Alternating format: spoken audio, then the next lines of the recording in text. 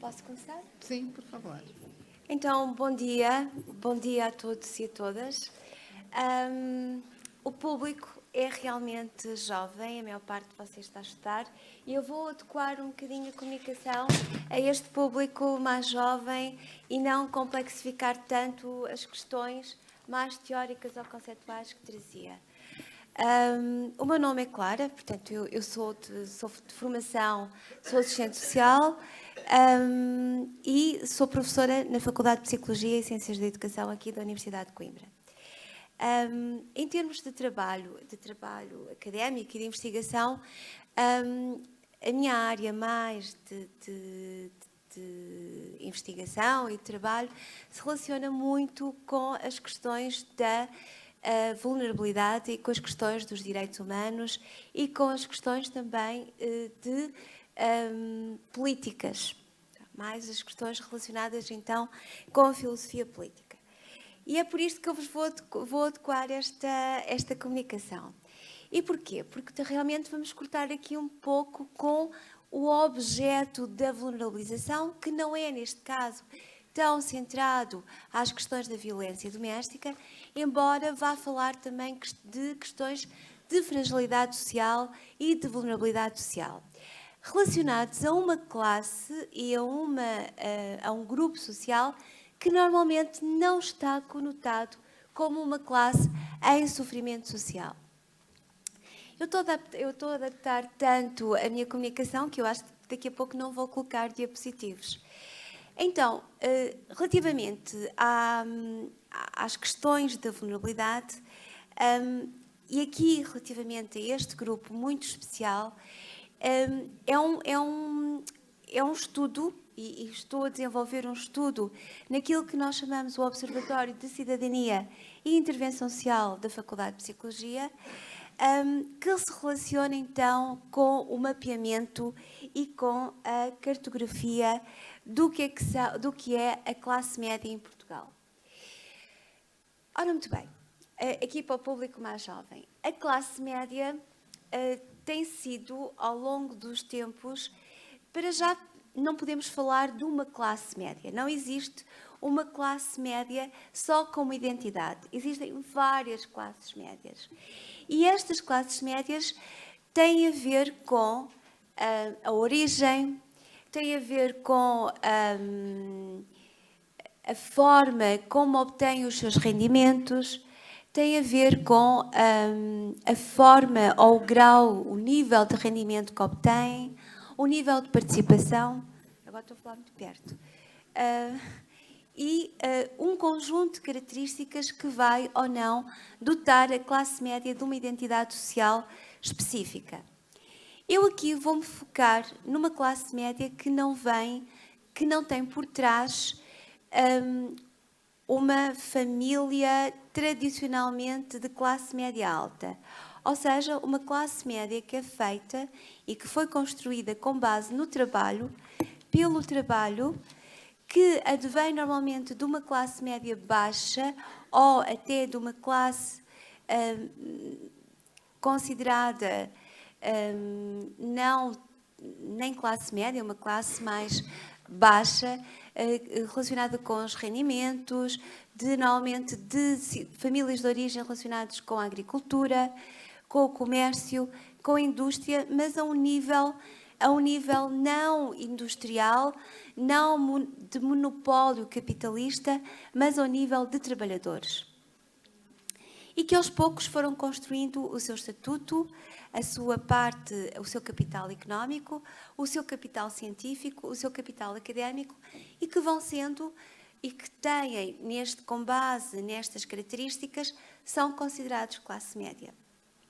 Ou seja, com base nas qualificações académicas, com base nos rendimentos, em Portugal, e isto faz toda a diferença, com base nas características simbólicas que têm, por exemplo, algo que vos pode parecer um pouco até superficial, como o tipo de carro que têm, o tipo de habitação, o bairro onde habitam, vai dotá-las de uma determinada identidade. E então, a classe média a que nós nos estamos a referir advém de uma classe média que normalmente está relacionada com o trabalho, portanto, todo o seu ganha-pão, todo o seu capital de rendimento e de renda advém do trabalho. Normalmente são contribuintes ativos, e isto significa o quê? Que tem uma carga fiscal enorme ao nível do seu salário. Têm normalmente qualificações académicas elevadas, e às vezes muito elevadas, têm filhos e vêm de um conjunto de condições simbólicas que lhe dão o estatuto de uma classe favorecida. Qual é a tese que nós argumentamos? Argumentamos que esta classe média está em sofrimento social. E o que é que significa estar em sofrimento social? Significa que, de alguma forma, esta classe média não é capaz de exercer a sua cidadania, os seus direitos, com capacidade de ter um valor significativo, de ter um papel predominante e ativo na sociedade atual. E apesar de ser reconhecida pela própria sociedade como alguém que até está num nível intermédio, num nível de bem-estar elevado, a verdade é que esta classe média se encontra em sistemas precários e, como tal, excluentes dos níveis de rendimento, dos níveis de produtividade e dos níveis de participação. O que é que eu falo? Eu falo de todos nós que pertencemos a esta classe, ok? E de todos nós que vivem claramente do seu trabalho, que têm contas para pagar ao final do mês, que têm uma carga fiscal enorme ao nível das suas rendas, não é? Portanto, quase de 45% a 50% das suas rendas são capitalizadas pelo Estado e, como tal, vão perdendo a sua capacidade de intervenção. E porquê que isto é grave? Ok?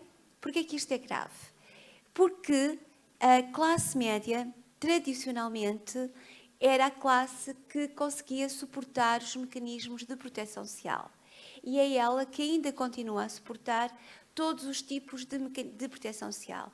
É ela que suporta a nossa segurança social, é ela que suporta a capacidade do Estado poder contribuir para os direitos humanos e para os direitos sociais dos seus cidadãos, nomeadamente através da possibilidade do Estado continuar a fazer as transferências para as instituições particulares de solidariedade social, para outras transferências consideradas como instituições de solidariedade social, como outras formas de prestação de subsídios e de proteção social, nomeadamente através dos subsídios de desemprego, do subsídio de proteção da doença, das reformas, das pensões.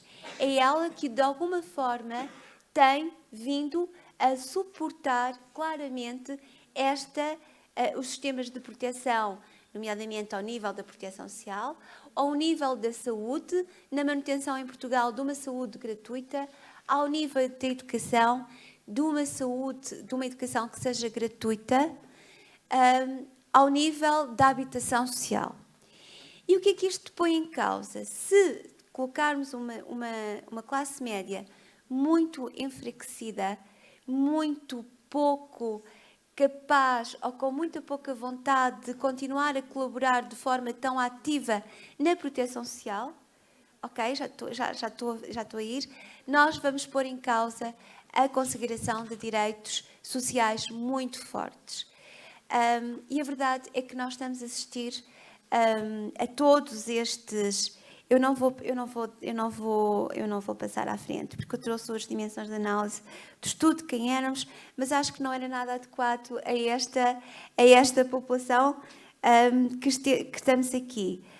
porque realmente tem a ver com as questões da dignidade humana, tem a ver com as questões da identidade e tem a ver com as questões da vulnerabilização social, que são graves, não são visíveis como a pobreza extrema, não são visíveis como a violência, mas são subtis, vão roendo por dentro, vão começando a denegrir e a diminuir a nossa capacidade de continuarmos num Estado livre, num Estado democrático e num Estado onde possamos todos ter os nossos jovens a ter uma educação simbólica, uma educação que seja gratuita, uma educação que seja capaz de favorecer a democracia em geral.